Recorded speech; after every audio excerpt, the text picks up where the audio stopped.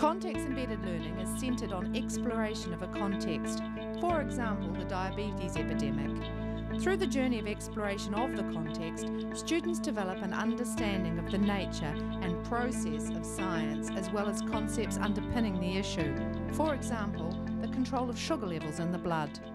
The value of the program for our parents in our community is that they have begun to see what science is a little more, because they're looking at, when we look at healthy lifestyle and healthy choices, we've invited the parents in to talk about the program that we do. They also, the students are talking to their parents more about the program, especially the diabetes program. And they're, as part of their studies, they're taking back the ideas to their families and to their communities. The value for the school is we're getting a lot more understanding about how science is impacting the community. We're getting a lot more idea about the students want to take science more, they can see the relevance of it. They're also having a deeper understanding about what they're learning is actually very important to them and for their health, and so they've started to see that a lot more. Therefore, we're getting more students taking sciences at level 2 and level 3, especially the biology. So we've got 2 Year 12 classes this year where we only had 1 before. So it is starting to impact a lot more.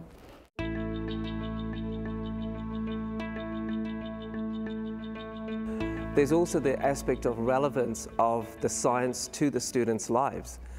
At Liggins, the presentations talk about why Pacific Island communities are greatly affected by type 2 diabetes.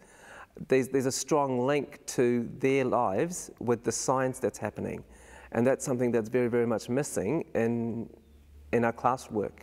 As far as the diabetes program goes, I think there's a lot of power in the program going into the university, talking to the scientists, coming back, but then taking that program to their community. So they've come up with good community ideas, and I think that is really valuable. The students are at a good age to make an impact in the community. They often have a lot of responsibility in the community. Not leadership so much, but a lot of responsibility. So they are in a position to be able to really transmit those messages. They know about diabetes because they have families and friends that have the disease, but I think it helps when we come here because the information that they've been getting today has been really scaffolded and enables them to make some sort of sense of diabetes and the links to the biological issues, i.e. the insulin. If they themselves have the knowledge about type 2 diabetes and about prevention and about treatment, they can actually go back and educate their families. And being a source in their families, I think, is invaluable. The value of the learning context, I think some of the topics that we've been teaching, the science within the diabetes topic, for instance, is one that all our Year 11 groups do.